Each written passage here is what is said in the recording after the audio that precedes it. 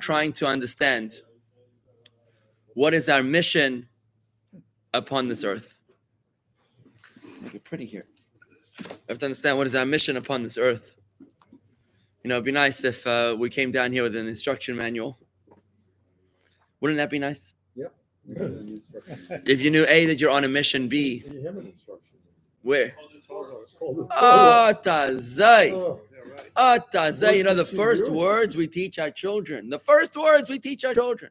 Torah, Tziva, Lanu, Moshe, Morasha, Kilat Yaakov, the Torah, which Moses commanded us, is the birthright of every single Jew. These are the first words that we teach a child. You know why we teach a child these words?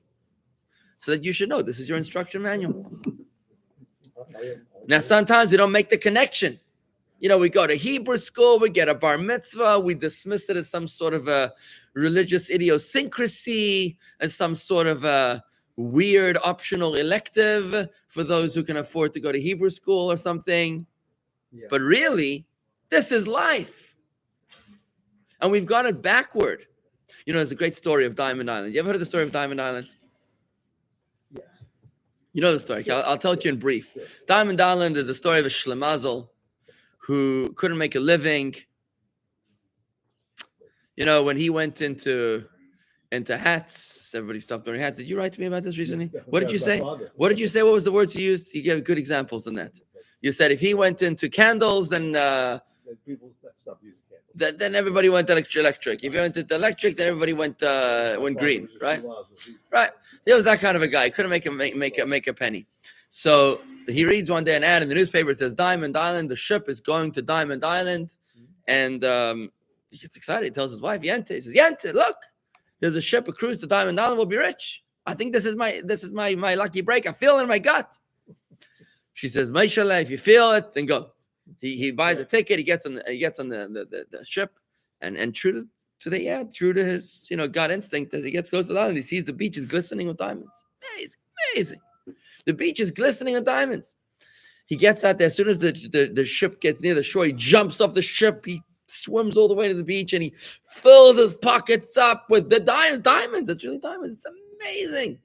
He's like, Yente's going to be so happy. After a couple of hours of stuffing his pockets and his suitcases with all the diamonds, he's hungry. So he notices a restaurant. Goes up to the restaurant. He orders the house down. He orders everything in the house. And they come to bring him a bill. He says, He throws them a few diamonds. He says, yeah, keep the change. They look at him and say, you crazy? You out of your mind? You out of your mind? So you pay me with schmutz. You pay me with sand.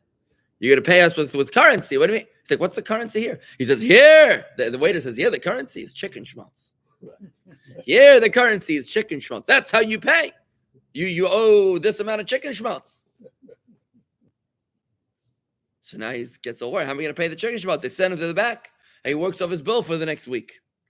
But he's actually pretty good at working in the back of the kitchen. Didn't know this. He becomes a sous chef. He becomes a chef. Soon, after a few months, he becomes a partner in the restaurant. After a year or two, he buys the restaurant. And in 2-3 years, he now owns a couple restaurants. And boy, is he packing in the chicken schmaltz like never before. He's got more chicken schmaltz than he ever had before. Storehouses of it. Eventually, he decides it's time after 3 years. He's now a magnate. He's now a tycoon of chicken schmaltz. It's time to go back to Yente. So he loads up a ship full of chicken schmaltz, and he heads back to Yente. He's heading back home. He says, Yente, I'm coming. Get ready on the pier. It's going to be an amazing sight. By the time he shows up near the shore, she's like, Rachel, what's going on? And he says, can't you see how rich we are? I'm covered in chicken schmaltz. And she says, Rachel, are you out of your mind? Here, the currency is US dollars. Is gold and silver and diamonds and jewels. And now it occurs to him, I remember I was in Diamond Island, but I forgot I was amassing chicken schmaltz. He said, what's that? He pulls out the coat, the jacket that he was wearing that first day when he arrived at the island, and he finds at the bottom of the pockets there's still some diamonds left over. There's a few diamonds that are by mistake that landed in a suitcase, and he pulls them out, and that's what he has left. The story is a metaphor to our lives. Here we are up in heaven, our souls up in heaven, and they're dispatched to this world where everywhere you can do mitzvahs, wherever you go, you can get merits. You can study Torah in an airport. You can go to minyan in the morning. You can give tzedakah. You can give tzedakah with your bank account. You can make wealth, right? By helping other people, by being kind to other people, by honoring your parents. You can do mitzvahs everywhere. But what happens? We come to this world, and like the Schlemazel on Diamond Island, we forget about the diamonds. And what are we busy with? Chicken schmaltz. You know what we're running after? We're running after the NASDAQ and the Dow and the, what else? And chicken schmaltz. Yeah, we're running after dollars all day long. We're amassing dollars. And then we go, one day we get ready to go up to heaven. We go up to heaven. We say, God Almighty, you should see how rich I am. I have 4 houses. I have 3 country club golf memberships and 2 tennis memberships. And they look at us, they say, for this, I sent you down to this earth. For golf club memberships. I sent you down to have a Maserati and a BMW. This is the reason I sent you? No. And then we remember, oy vey, we were sent for a different reason. We were sent in order to amass wealth. That's why we were sent. True wealth, which is Torah mitzvahs. And we say, oh, 1 second. I remember once I gave a donation to the shul. And another time by mistake, I ate some matzah. Was in the wrong place. I didn't know where to go. So I went to the rabbi's house. I had some matzah. Right? We gather around our mitzvahs over here, right? Got to put things into perspective. Right? Right? Don't. No what? It's another parsha. Right. Listen, the bottom line is, friends, we have to remember we're on a mission. And the Torah that we're given, the Torah is the main thing. The Torah is our guide. That's why there's a mitzvah to learn Torah every single day. Because the Torah is supposed to guide you every step of the way. This is not a deliberate nuisance because God is trying to take you away from the pleasures of this world. You're supposed to figure out a way to identify your mission through Torah and mitzvahs. Now, we learned last session, we learned about how the true desire of every single Jew is to serve God through Torah and mitzvahs. Why? Because you have a godly soul. And we brought the example from the laws of divorce, where we forced the guy to say that he wants to divorce his wife. And even though it was under duress, he said it's real. It's a real proclamation of his desire to divorce his wife. And it's valid, it's binding. Why? Because on his deepest level, he really wants to do the right thing. Right? You have to break his arm to do it. Okay, but that's because you have to get through the layers of schmutz of his own identity to be able to bore a hole down to his truth. So we've learned that your truth is Torah mitzvahs. That's who you are. This is what you really want to do. The question is, we get so confused with our own mishigasin that you're a Jew who forgets which team you're fighting for. That's say you could be a senator or a congressman in the U.S. Congress, and you can stand up in front of the whole world and say, we stand with Hamas. And you're like, what? Where did that come from? How does that even happen? Right? It's like somebody said yesterday, that Americans standing for Palestine is like white people supporting lynching. No, wasn't whatever. It like makes no sense. Like you don't even understand. It's like women's feminine organizations marching in favor of rape. That's like what you're doing over here. Like it makes no sense. It's a world gone mad, right? We can't allow that to happen. We have to remember who we are, where we're coming from, and where we're going. And that's the ethics of the fathers. Tells us, know where you're coming from. Know where you're going. And know before whom you're destined to give an accounting and a verdict and an accounting. Okay, with that introduction, I think it's time to get into this. Now, what's happened is this. This guy, he gets up to heaven. Oh, that was Richie Torres said. That's right. When there's a guy who comes up to heaven, he was a miser. He was a real miser. He couldn't part with a penny. Gets up there to heaven, and they look at his account. They open his social security number. And they're like, you're going down to the basement, man. You've got no redeeming merits. You did no kindness, no tzedakah in your whole life. But he's kicking and screaming. He says, there was one time I was in Washington, D.C., and there was a woman and her baby, a newborn child who was minus 14 degrees, and I gave him a quarter. So in heaven, they're like, 1 second. They look up the file. Yeah, we see the quarter. It's right here. It's on his file. The message goes up, back and forth. Eventually, the message comes from heaven. They say, give him back his quarter and tell him to go to hell. Okay, so now that we've identified what is our actual, which direction we're going, now that we understand, number one, we learned in the past couple weeks that we are on a mission, that we're not here because we're lost. We're not here because we're spaziering. You know what spaziering means in Yiddish? Because you're strolling around aimlessly, right? Interesting, the Hindu approach to reincarnation is very interesting. The Hindu approach, the Buddhist approach, is some sort of, and again, I'm no expert in other religions, so please do not, if I'm misquoting here something, it's okay.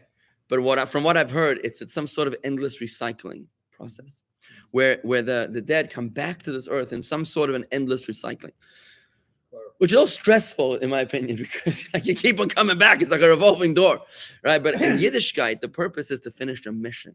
You come back only as much as you need in order to finish a mission, which actually, and that's what your next lifetime will be setting you up in a way that you need the tools that you need to be able to succeed. We learned a few weeks ago about the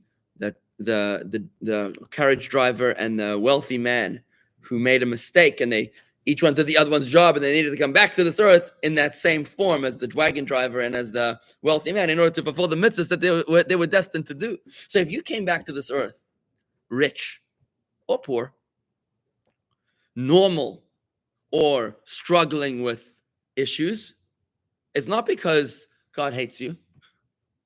If you were born to loving parents or to nasty parents, it's not because God gave you the raw end of the gene pool, because don't worry about him.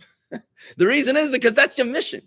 So number one, we learned that you're on a mission. That was like a whiplash chiropractic adjustment to our perception of life. Now we learned what is that mission. We've identified that it's Torah mitzvahs. But now let's flesh it out. Ready? And in fact, it was your own soul that chose your. Oh, it's your own soul that chose. Your own soul chose those parents. That's kind of a lifetime of therapy right there, right? If study of Torah and performing mitzvah is our mission, yeah, that is infinite.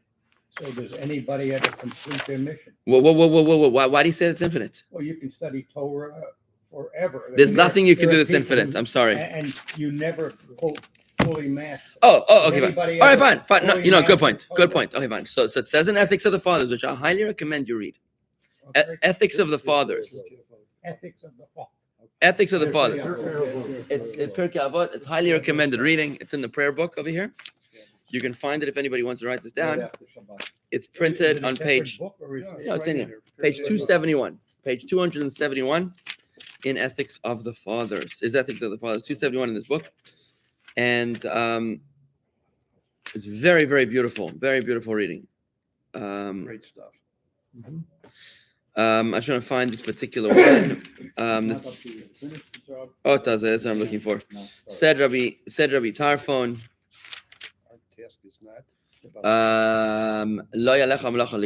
It's not your obligation to finish, but you have no right to desist. You have no right to not do it. In other words, you don't have to finish. It's not your job to finish. Your job is to Give it a shot. participate in the journey. That's your job. So Is then that? we really should not be incarnated if we do that. You know? Well, the question is, what's your job? I'll give you a quick story about that. By the way, quick welcome to Hendrik from the Netherlands. Nice to have you. Terry from Atlanta. Rocco's mom and dad from Palm Beach Gardens. Corey, Elaine, and Daniel. Good. I'm glad to see everybody. Quick story about that. There was in the city of Tzfas, Safed, northern Israel, the city of Kabbalah, 500 years ago. The Arizal was a great Kabbalist, and he would teach Kabbalah. Now, there were very many Torah commentaries that were living at that time. Reb Moshe Cordovero was the teacher of the Arizal. There was the Alshich was a great commentary. Moshe Alshich commentary on the Chumash. There was Beis Yosef, the Code of Jewish Law. There were many, many, many great people there. The Alshich, Reb Moshe Alshich, would attend the Torah study of the Arizal, of the Kabbalist. So the Torah commentary would attend the study of the Kabbalist, but he would fall asleep in the class. He would fall asleep in the class, and he felt terrible. Have you ever fallen asleep in a class? He felt terrible. He came to the Arizal and he said, "What should I do? I'm so embarrassed that I fall asleep in your class." Said the Arizal, the Kabbalist, to him, "Don't worry. Your soul's purpose upon this earth is not to study Kabbalah. And that's why when you study Kabbalah, your soul switches off. Your soul cannot handle it. That's not your mission." How liberating it is to be able to hear that story and to realize, you know what? I mean, I had teachers like that. They put me to sleep. I suspect it had less to do with my mission on earth and more to do with their weak style of teaching. but seriously, there's certain parts of Torah, when you really throw yourself into them, that you might not be able to connect with, and that's because that's not your particular mission. Oh, Corey says that she teaches a class, Ethics of the Fathers, every Tuesday from 11 a.m. to noon on Zoom. Chuck, you got that? There's a Zoom class right here in our shul. Corey teaches a Zoom class on Ethics of the Fathers. You can find out more information at the office. Okay, good. Now, So every Jew has the same mission. No, every Jew, You no. just said A that the unique mission. mission. Oh, no, hang on. The mission is in general Torah mitzvahs, correct. Torah mitzvahs. Now, the Arizal tells us, by the way, that every Jew has to finish 613 commandments in his sojourn upon this earth. If you didn't finish in your first lifetime, you got to come back and back and back and finish it up. Some we don't do anymore. Well, those that you don't do, there's only 271 out of 613, I believe is the number. 271, I believe, according to the Chafetz Chaim, that you have to do today, positive and negative mitzvahs that are relevant today. But that's because you lived in a previous lifetime, probably, possibly, where we did those. Or there are mitzvahs that are not even possible to be achieved by every Jew individually, because you have to be a Kohen or a Levi or a king to do them. So we do them through the proxy of the Kohen, the Levi, or the king. You see what I'm saying? There's a mitzvah of getting divorced. You don't have to get divorced. You don't have to, not a mitzvah. If you separate, you have to do it through a divorce process, right? Does that mean every Jew needs to get divorced? No. But by the way, it's a very interesting concept. Very interesting concept that when you study about a mitzvah, it's as if you fulfilled that mitzvah. Really? Yep. I'll show you. When you study about a mitzvah, let me show you here. We said every single morning. So you know what? Yes, sir. So if we just study about tzedakah, then we don't have to give tzedakah. No. So Ask the head of the federation You here. have to pay your pledge. So next time we do a fundraiser, He's not going to buy that. Next time we have a fundraiser here, we should all just say we studied. We're going to pray over it, Rabbi. Okay.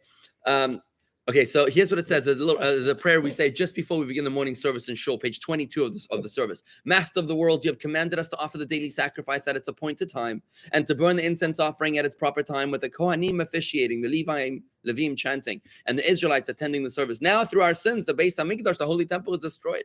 The daily sacrifice and the incense offering are discontinued. And we have neither Kohen officiating, nor Levi chanting, nor Israelite attending the service. Therefore, may it be your will, our God and God of our fathers, that the prayer of our lips be regarded and accepted before you as if we had offered the daily sacrifice at its appointed time, attended its service, and burned the incense offering at its proper time. As it is said in Hosea the prophet, we will render your prayer, the prayer of our lips, in place of the sacrifice of bullocks. And it is said, this is the law of the burnt offering and the meal offering, the sin offering, the guilt offering, the consecration offering, and the sacrifice of the peace offering, that by learning the law of it, it's considered like you did it, right? Also, the meditation when you put on tefillin and talis is that may it be your will to accept this as if I had done the 613. We say about 613 mitzvahs. About the tzitzis, the talis. We say that? I don't say that. Well, it's an Ashkenazi. Oh, Ashkenazi, maybe Ashkenaz. All right, fine, interesting, different custom. Fine. All right, let's go a little further here. Now that we know, we've identified that we're on a mission, and two, we know the general mission, but now we're going to go into more detail, more granular detail. Let's just take a look inside the text of here. Bottom of page 368. Bottom of 368. All the corporeal and worldly hindrances to Torah and mitzvahs. Bottom of 368. All the corporeal and worldly hindrances to Torah and mitzvahs arise in a Jew's youth and middle years.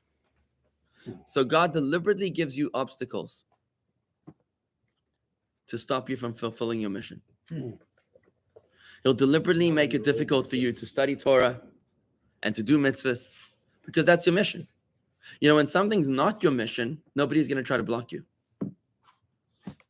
But when something is your mission, that's when you're going to experience challenges, because remember, we have not one but two souls.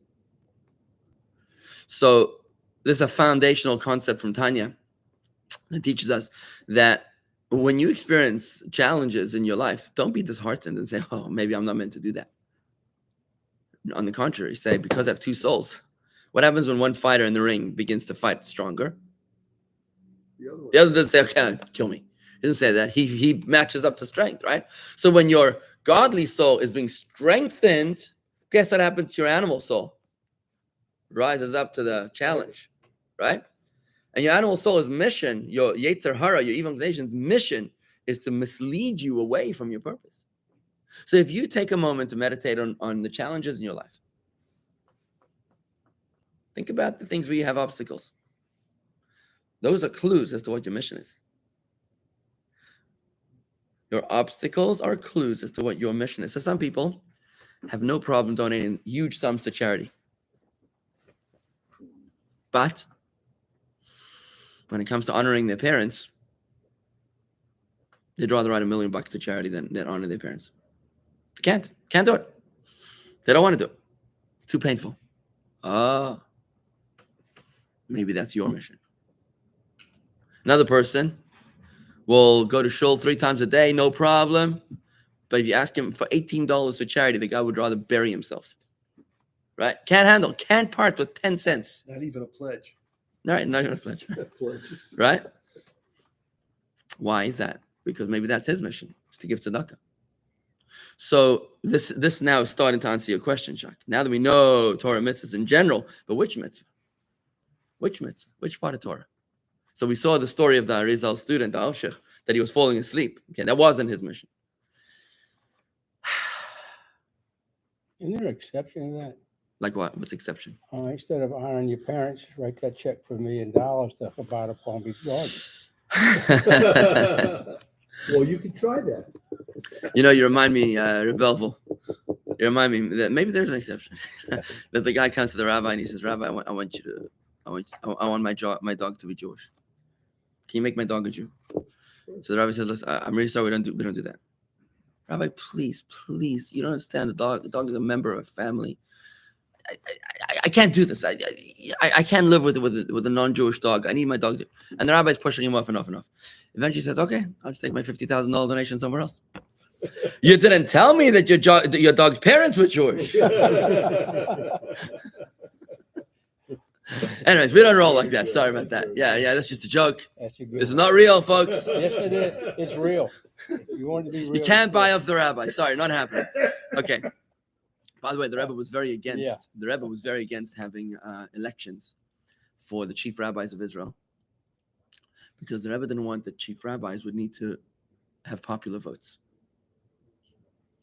Right? In fact, the Chabad corporate structure of Chabad as such, where the rabbi is actually effectively the CEO of the organization.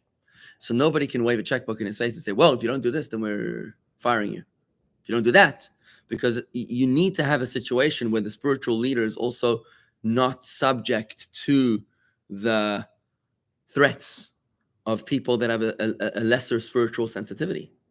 They'll say, "Rabbi, listen, this member is such an important member of the congregation. If you don't do what he wants, we're going to have to let you go." That's not the kind of pressure with which you can run a spiritual congregation. Right? Okay. So that was a very powerful statement we just read. One sentence, which teaches us so much depth, so much to think about, the lifetime of thinking about what your mission might be upon this earth. What is difficult for you, friends? Somebody writes over here, "Hey, Dale Jackson wrote something, then retracted it. You said something about the obstacle in the path becomes the path." Dale, why'd you delete that? There's a rabbi in South Florida that does bar mitzvahs for dogs. Okay, all right, fine. Maybe there's a bark mitzvah, maybe. Okay, so all the corporeal and worldly hindrances to Torah mitzvahs arise in a Jew's youth and middle years. The education and training of one's youth and in the environment of one's middle years have a profound impact upon an individual.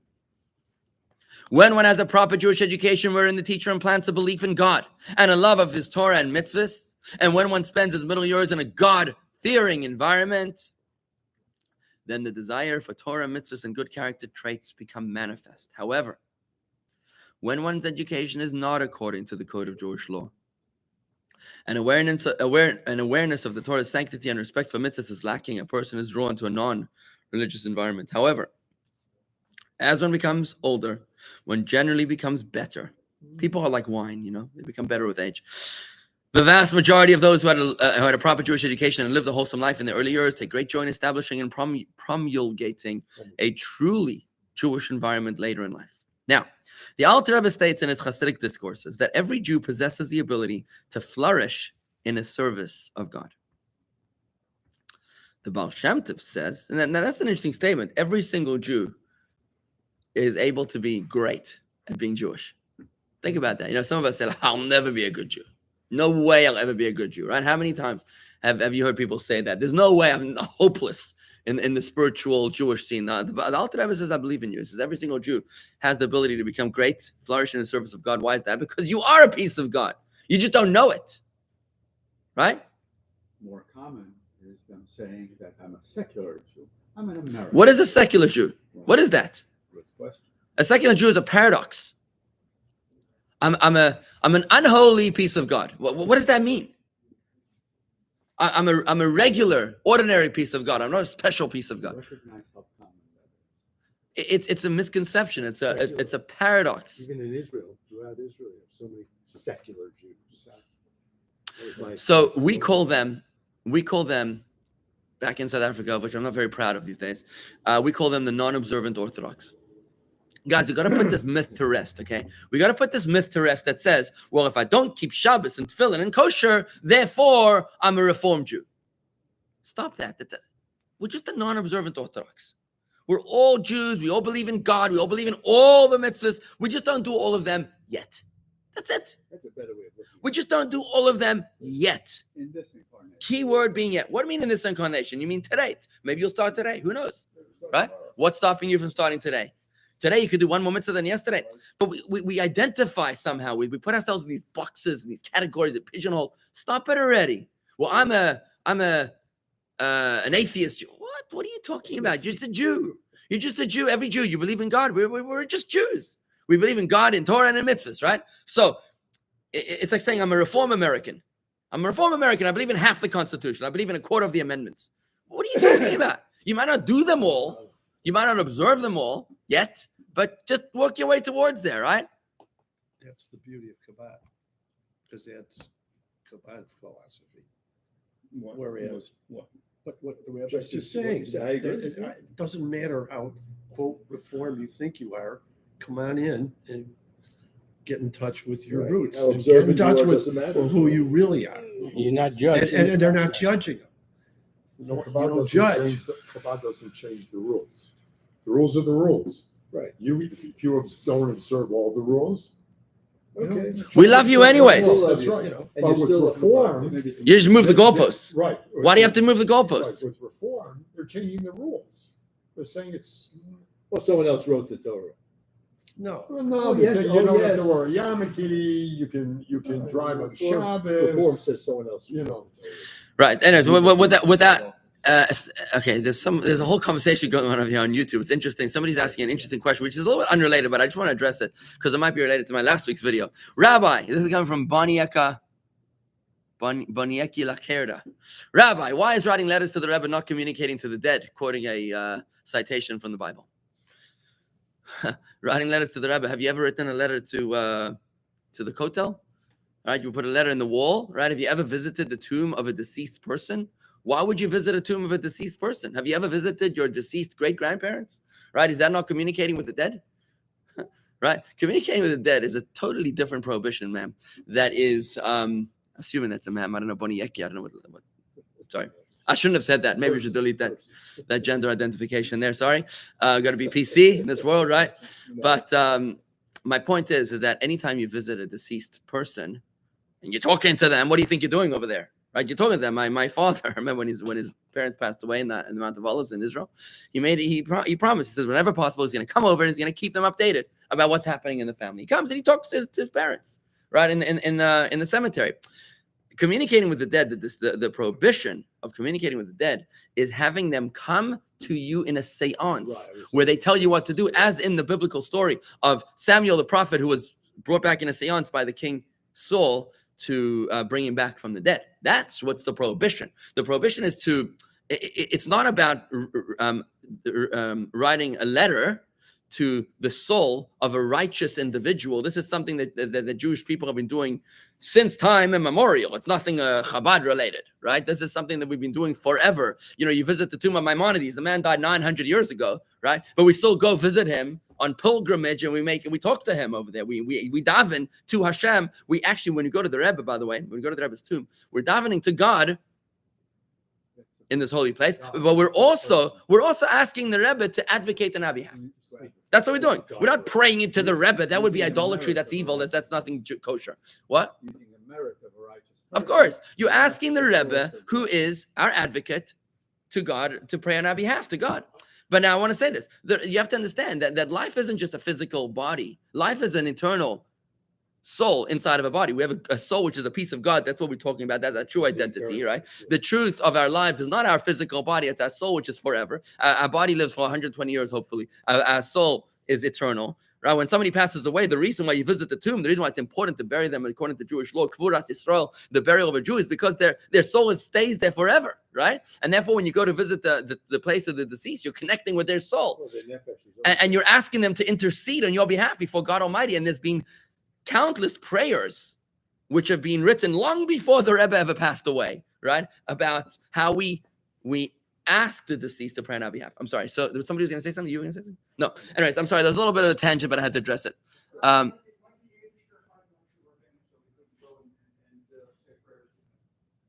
Why did the Eibishter hide Moshe Rabbeinu? Oh, we don't know where he's buried. We don't know where he's buried. Let me think. Why do we not know where Moses is buried?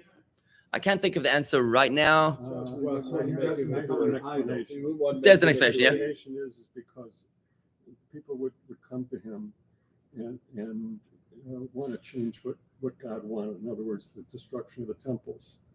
Oh, they would pray that to he him. intercede before God on their behalf, and God probably couldn't say no to him.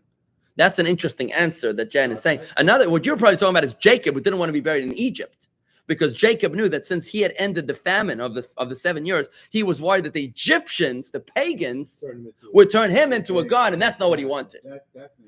But have you ever been to Hebron? Have you ever been to visit Jacob? You should go. Millions and millions of Jews go to Hebron, to Abraham, Isaac, and Jacob, Sarah, Rivka, Rachel, and Leah, and matriarchs and patriarchs, and we ask them to intercede on our behalf before God. Anyways, I'm sorry, totally digressing over here, but let me just wrap it up by saying the following. The Baal Shem Tov says that every Jew, even the most simple, can and should serve God. And the Alter Rebbe, in his Chassidic Discourses, explains how. This is what I wanted to finish with. How do you serve God? What is our mission? Through the study of Torah, performance of mitzvahs, and the acquisition of fine character traits. By devoting oneself to the service of God with wholehearted ingenuousness, even a simple person can attain an extremely high spiritual state. You don't need to know the whole Torah. You could be sitting right here around this table with sincerity, with authenticity, with a true desire to learn Torah, to learn the Torah of God. And in these moments, you are rising to extremely high spiritual straits. Internal devotion is more important than great Torah knowledge. So right now, we're starting to heal a little bit, to realize, you know what? Even if I'm starting at the age of 75 years old, it's not about the finish line. It's not about finishing the whole Torah and knowing it. It's about the journey. Each and every step along the way is meaningful. If you study Torah for the next 5 minutes, for the past 35 minutes, and if you did it with love, with commitment, with devotion, you have been fulfilling your purpose upon this earth in the past 35 minutes. And you know what? Maybe you'll want to do a little extra. Maybe you want to rewatch this video a little later. Maybe you'll want to share this with your spouse or someone that you love, and that becomes an extended conversation. Then what you're doing is that you're taking your relationship with God and you're making it real without worrying about the finish line, without worrying about great heights achieved and status and whatever. It's about real. It's about being real. And work extra hard on those things that are hardest. So Yeah, but if God gives you your mission, then whatever you do, whether it's studying Torah or not studying Torah, or studying Torah a little bit or not, is your mission. So what is there more to do or less to do? Torah is the tool that helps you do it, plus it's a goal in itself. No, I understand that, but it's like a tautology. So what's your question? I understand your question, Robert. Can you repeat? God gives you your mission. Okay, you have your mission, right? Yeah. So whatever you do, Yeah. whether it's a little bit or a lot, you're trying to change the mission. Why try and change? Why try and change the mission? I understand why. You're saying, study more Torah. So what's wrong with That's that? not my mission. How do you know it's not your mission? Because God gave me my mission. By the way, don't be so binary. You can have more than one mission. You can have different multidimensional All right, levels. fine, whatever it is. Let me just wrap up over here, guys. I just want to tell you. I'm getting some interesting comments here. The YouTube's going crazy from last week's video here. So just a few good comments, right? Okay, so just a few something. This Esty is not happy. She says, I'm sorry, but that sounds like Roman Catholics praying to saints to make intercession. There's no such thing in Torah. Esty, I'm really sorry, but you're coming in with a very strong emotional prejudice, okay? And you are not, you're being blinded by your prejudice to perhaps the Rebbe or Chabad, because in your own tradition, I guarantee you that there are people in your own tradition that have gone to visit the tombs of the deceased, and nobody prays to the deceased, okay? That is a Roman Catholic or a Christian behavior. But, and again, I'm no expert on Christianity, so I can only assume that. But as Jews, we never, ever, ever, ever pray to the deceased. And anybody who does pray to the deceased in Judaism is behaving in a way that needs to be corrected. I'm trying to be nice. But we always we go to the kotel to daven to Hashem in a holy place. We go to the place of the righteous deceased in order to pray to God in their place, and we ask the deceased to intercede on our behalf before God. This is nothing new to Chabad. This has been going on for 3,000 years. If you've ever been to Hebron, okay, if you've ever been to Beit Lechem, to the tomb of Rachel, if you've ever been to any of the holy righteous tombs of Rabbi Shimon Bar Yochai, where 500,000 Jews come to the tomb of Rabbi Shimon Bar Yochai on Lag BaOmer on his holy day, why would they go to the tomb of Rabbi Shimon Bar Yochai if this is something that Chabad invented? So I'm sorry, but there's an emotional prejudice over there. What? Anyways, no, I think it's important. I think it's important to be kind to our fellow Jews. You know, we have enough enemies out there that before we start accusing other Jews of being idolatrous, we have to have Avos Yisrael, which is the love of a fellow Jew. So you want to say, you know what, that there's another Jew that behaves in a way that I don't understand, and I might not even agree with, but you know what, it's my brother and my sister. But to accuse a fellow Jew of being an idolater, you might be the guilty one if you're the one that's making that kind of a harsh accusation. We live in times where we have to stand together, friends. We have to stand together. And you know what?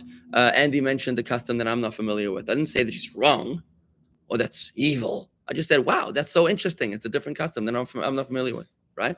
And that's cool, right? Different colors make up a beautiful harmony, a beautiful painting. As Jews, it's very, very important that we have to learn to overcome our personal preferences. And we have to get off our high horse and say, my way is the right way or the only way. We have to say, you know what? I'm emboldened by my fellow Jews. I'm emboldened by those that do things differently. And as long as we can speak respectfully to each other and about each other, you know, there was this woman who's the mother of a hostage, and she's crying from the depths of her soul.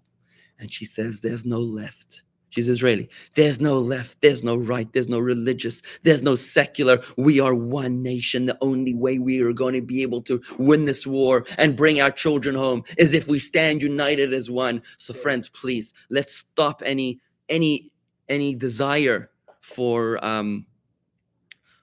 division amongst us. You know, I would say that one of the greatest challenges of our generation in the context of our mission upon this earth, one of the greatest obstacles of our collective generation is unity, is being able to stand together. We have so many divisions and colors and creeds and groups. I'm this kind of Jew. I'm that kind of a Jew. I'm the other kind of Jew.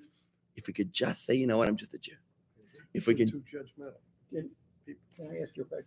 So when we die, our soul goes to heaven. Yes, when we die, our soul And goes to then heaven. It returns back in the reincarnation, correct? Yes, So if when it necessary. comes back, so when it comes back, said it comes back necessary. into, If it's necessary to finish your mission, you come back. if I'm right to come back and finish my mission. So my soul, I'm not who I am. I'm who somebody else was. I'm fulfilling. No, that's you. That's you, Chuck. If I'm the reincarnation. of No, but somebody else. that was you also. You just came in a different body. Okay, I'm just gonna. You know, it's like It's hard to relate, right? I don't understand. that. Look, you have any brothers? You have any siblings? He's passed away. Okay, so you have a sibling, right? You have a spouse. Okay, there's a new kind of relationship that you're gonna have to get to know when Mashiach comes with the resurrection of the dead. It's your co-soul, soul, soul. Yeah, It's yeah. your soul in a previous reincarnation. You'll be like, hey, I know you. So It'd be like a twin brother of sorts. So I'm the reincarnation of myself. Yeah. Your soul, just in a different form. But Right. You're so- too focused on the body. Yeah, right. It's different. It's the same soul. Okay. It's like taking an engine in a car, taking out of a Ford and putting it into a Chevy. It's different suits. It's the same You're engine. wearing a different I like the suit. suits yeah, I metaphor. understand that. Yeah. But I'm somebody else's engine. Well, no, it's always No, your engine. you are the engine. You're Your the soul engine. Oh, I is the Soul engine. is the Chuck, what's your Hebrew name? Yeah. Chuck, what's your Hebrew name? Pre-existent. What's your Hebrew name? Savi, And your father's Hebrew name? Lewis. What's his Hebrew name? I don't be sure. Tzvi ben Lewis is who you are. Tzvi ben Lewis. Chuck Weiss is this round. The previous round, it might have been Francois something, yeah, right? It might have been Vladimir Moshekovich, right? But Tzvi ben Lewis, that's who you are. That's your essence, and that is consistent throughout all those reincarnations. The main thing is to make sure to finish the job, man. All right, folks. I'm gonna wrap it up over here. What? In 1979. We're going off stream, guys. Okay, fine. Anything else? Closing comments, or we good? All right. In 1979. Okay.